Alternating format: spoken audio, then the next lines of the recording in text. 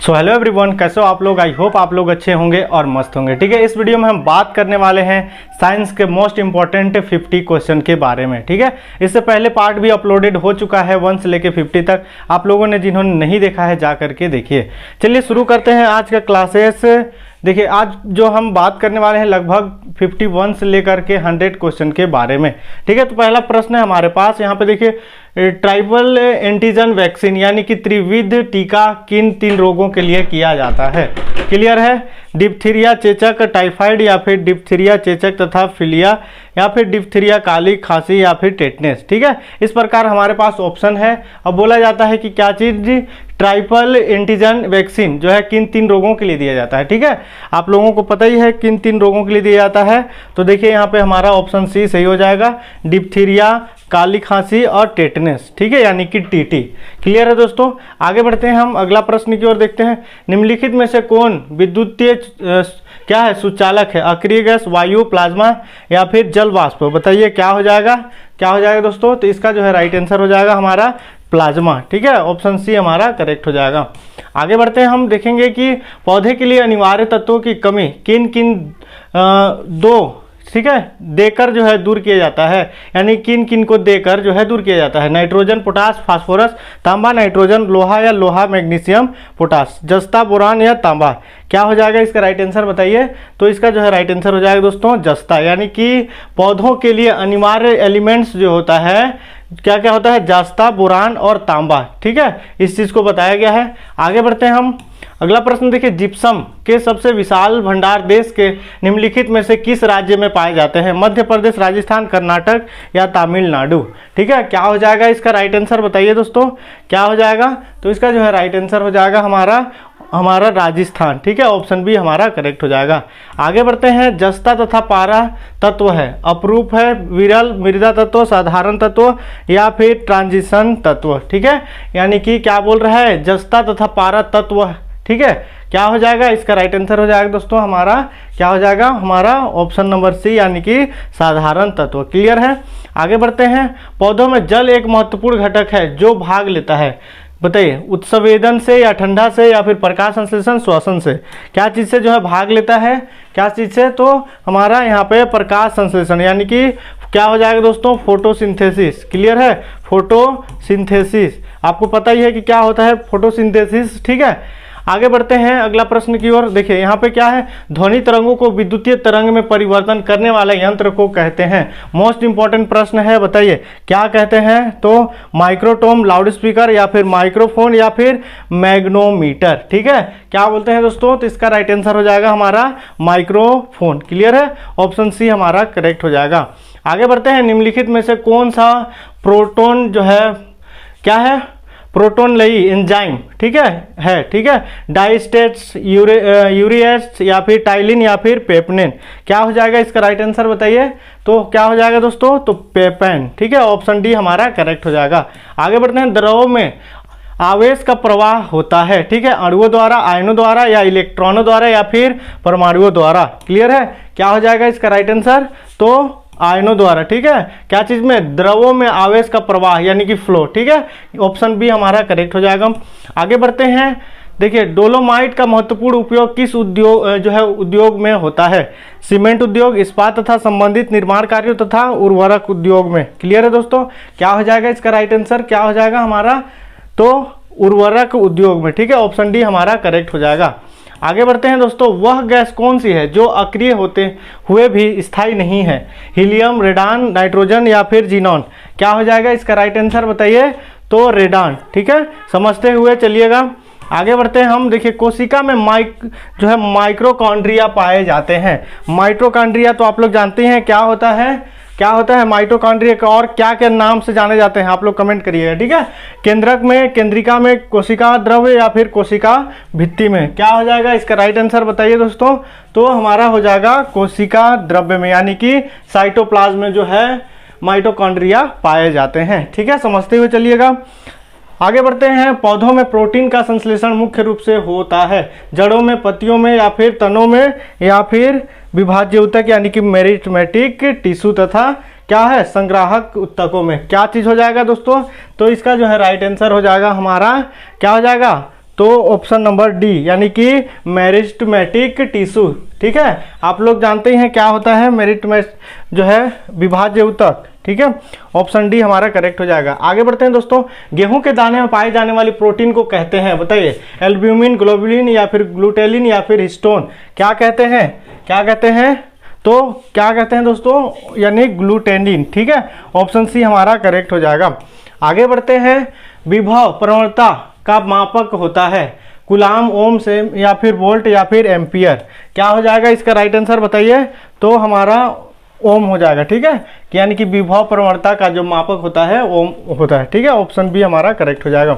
आगे बढ़ते हैं, न्यूट्रॉन तथा प्रोटॉन की संख्याओं का योगफल को कहते हैं, बताइए क्वांटम संख्या, परमाणु संख्या, द्रव्यमान संख्या या फिर एवोगैड्रो संख्या, क्या कहते हैं दोस्तों, क्या कहते हैं, तो इसका जो है द्रव्यमान संख्या यानी ऑप्शन सी हमारा करेक्ट हो जाएगा। याद रखिएगा न्यूट्रॉन तथा प्रोटॉन की संख्याओं का योगफल पूछा है। ठीक है, समझते हुए चलिएगा। आगे बढ़ते हैं, देखिए निकोटीन पदार्थ किस पौधे में पाया जाता है, क्लियर है, तंबाकू में या फिर सिनकोना या फिर बेलेडोना या फिर सर्पगंधा, किस में पाया जाता है निकोटीन पदार्थ, बताइए दोस्तों किस में पाया जाता है, तो हमारा तंबाकू में पाया जाता है। ठीक है, आगे बढ़ते हैं, पोलियो रोग किस वर्ग के रोगाणु द्वारा होता है, विषाणु, जीवाणु, कवक या फिर शैवाल, किसके द्वारा होता है, किसके द्वारा होता है, तो वायरस, विषाणु द्वारा। ठीक है, आगे बढ़ते हैं दोस्तों, देखिए निम्नलिखित में से किस पौधे की जड़ों पर जो है ग्रंथियां पाई जाती है, आलू, टमाटर, मक्का या फिर मटर, किस में पाया जाता है पूछा है। ठीक है,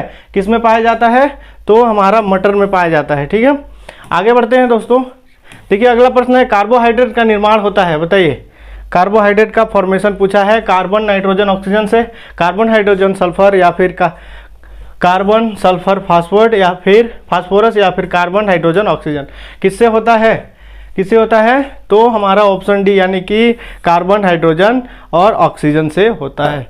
क्लियर है, आगे बढ़ते हैं, टाइफाइड तथा पेचिस रोग कहते जो है फैलते हैं। ठीक है, वायु प्रदूषण, जल प्रदूषण, स्थलीय प्रदूषण या रेदमी धर्मी प्रदूषण, क्या हो जाएगा इसका राइट आंसर, तो जल प्रदूषण। ठीक है, ऑप्शन बी हमारा करेक्ट हो जाएगा। निम्नलिखित में से कौन सा कार्बन 4 पौधा है, ठीक है, मटर, नारियल, मक्का या पीपल, बताइए। C4 इंपॉर्टेंट प्रश्न है, साइंस वाले जो लोग पढ़े होंगे उनको पता ही होगा। ठीक है, क्या हो जाएगा इसका राइट आंसर, तो मक्का। ठीक है, कार्बन 4 जो पौधा है वो क्या है, मक्का है। ठीक है, ऑप्शन सी हमारा करेक्ट हो जाएगा।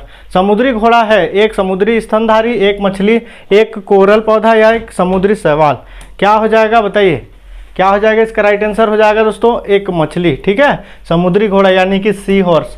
आप लोगों को पता है कि छत्तीसगढ़ का जो मैप है हमारा वो किस शेप में दिखाई देता है, कमेंट करिएगा। ठीक है, प्राचीन चट्टानों पर अंकित होने वाले जीवों के अभिचिन्हों को कहते हैं, समजात अंग, समवर्ती या फिर जीवाश्म या फिर अवशेषीय अंग, क्या कहते हैं बताइए, क्या हो जाएगा इसका राइट आंसर, तो जीवाश्म। ठीक है, फॉसिल्स, ऑप्शन सी हमारा करेक्ट हो जाएगा। निम्नलिखित में से कौन सा अंडे देने वाला जंतु है, कंगारू, चूहा, ये चमगादड़ या फिर डकविल, कौन है बताइए अंडे देने वाला जंतु पूछा है। ठीक है, क्या हो जाएगा दोस्तों, तो हमारा डकविल। ठीक है, ऑप्शन डी हमारा करेक्ट हो जाएगा। आगे बढ़ते हैं, ये देखिए प्रायुरेनियम तत्व, ठीक है, होते हैं वे तत्व जो यूरेनस ग्रह से आगे पाया जाता है, तब वे तत्व जिनका परमाणु क्रमांक यूरेनियम से अधिक होता है, गैसीय तत्व या तत्व से समस्थानिक रूप, क्या हो जाएगा इसका राइट आंसर, तो इसका राइट आंसर हो जाएगा दोस्तों हमारा ऑप्शन नंबर बी, यानी कि वे तत्व जिनका परमाणु क्रमांक यूरेनियम से अधिक होता है। ठीक है, समझते हुए चलिएगा। देखिए वायुमंडल के दाब में होने वाली परिवर्तनों को मापते हैं बैरोग्राफ द्वारा या फिर क्रेस्कोग्राफ या फिर बैरोमीटर द्वारा या फिर सिस्मोग्राफ द्वारा, किसके द्वारा मापते हैं बताइए, किसके द्वारा मापते हैं, तो बैरोग्राफ द्वारा। ठीक है, ऑप्शन पहला हमारा करेक्ट हो जाएगा। देखिए वाहनों के इंजन को ठंडा करने वाले उपकरण को कहते हैं रेफ्रिजरेटर, रेडिएटर, कार्बोरेटर या फिर जीएम काउंटर, बताइए क्या कहते हैं दोस्तों, क्या कहते हैं, तो रेडिएटर। ठीक है, ऑप्शन बी हमारा करेक्ट हो जाएगा। आगे बढ़ते हैं, निम्नलिखित में से कौन सा रोग सबसे घातक है, चेचक, पोलियो, मलेरिया या फिर एड्स, ठीक है, कौन सा सबसे अधिक घातक है पूछा है। ठीक है, कौन सबसे अधिक घातक है, तो हमारा हो जाएगा एड्स, यानी कि एक्वायर्ड इम्यूनो डेफिशिएंसी सिंड्रोम इसका फुल फॉर्म होता है, पता ही है आप लोगों को, ठीक है। देखिए पौधों में श्वसन होता है केवल रात में, केवल प्रातः में, या केवल दिन में, या दिन और मुख्यतः रात में। बताइए क्या हो जाएगा इसका राइट आंसर, तो दिन में भी और मुख्यतः रात में। क्लियर है, ऑप्शन डी हमारा करेक्ट हो जाएगा। आप लोग कमेंट करिएगा कि कौन सा ऐसा प्लांट है जो हमें सिर्फ और सिर्फ जो है ऑक्सीजन प्रोवाइड कराती है, ठीक है। आगे बढ़ते हैं, कृषि शास्त्र में किसको उन्नत किया जाता है, पौधे और पशुओं, फसल वाले पौधों, या फिर केवल फलों एवं पौधों, कृषि को। बताइए क्या हो जाएगा इसका राइट आंसर, तो क्या हो जाएगा पौधों और पशुओं को, ठीक है। ऑप्शन पहला हमारा करेक्ट हो जाएगा। सघन खेती का संबंध किससे है, श्रम के सघन उपयोग से, उर्वरक के सघन उपयोग से, या फिर आयातित निवेशों के बड़े पैमाने पर, या फिर मौजूद भूमि के सघन उपयोग से। क्या हो जाएगा इसका राइट आंसर, तो हमारा ऑप्शन डी हमारा करेक्ट हो जाएगा। आगे बढ़ते हैं, अगला प्रश्न देखिए, ट्रक फार्मिंग क्या है, बताइए। व्यापारिक स्तर पर सब्जियां, या फिर व्यापारिक स्तर पर फलों की कृषि, व्यापारिक स्तर पर फूलों की कृषि, या फिर भारी संख्या में ट्रक संचालन करना। क्या हो जाएगा इसका राइट आंसर, तो हमारा ऑप्शन नंबर पहला करेक्ट हो जाएगा। क्लियर है, आगे बढ़ते हैं, अगला प्रश्न को देखते हैं यहाँ पे कि देखिए फ्लोरिकल्चर के अंतर्गत किसका अध्ययन किया जाता है, फलों का, सब्जियों का, वनों का, या फूलों का। किसका अध्ययन किया जाता है, बताइए किसका अध्ययन किया जाता है दोस्तों, तो फूलों का, ठीक है। ऑप्शन डी हमारा करेक्ट हो जाएगा। आगे बढ़ते हैं, पोमोलॉजी के अंतर्गत किसका अध्ययन किया जाता है, ठीक है। फलों का, फूलों का, साग सब्जी या वनों का, किसका किया जाता है, तो हमारा फलों का। ऑप्शन पहला हमारा करेक्ट हो जाएगा। आगे बढ़ते हैं, ओलरीकल्चर शब्द का संबंध है सब्जी विज्ञान, पुष्प विज्ञान, फसल विज्ञान या फल विज्ञान। क्या हो जाएगा इसका राइट आंसर, बताइए, तो सब्जी विज्ञान। ऑप्शन पहला हमारा करेक्ट हो जाएगा। आगे बढ़ते हैं, सिल्वीकल्चर के अंतर्गत किसका अध्ययन किया जाता है, बताइए। फलों का, फूलों का, साग सब्जी, या फिर वनों का। मोस्ट इंपॉर्टेंट क्वेश्चन है, जितने भी क्वेश्चन है दोस्तों सारा सारा इंपॉर्टेंट क्वेश्चन है, ठीक है। किसका हो जाएगा, वनों का। ऑप्शन डी हमारा करेक्ट हो जाएगा, ठीक है। देखिए मोनोकल्चर एक विशिष्ट लक्षण है, बताइए।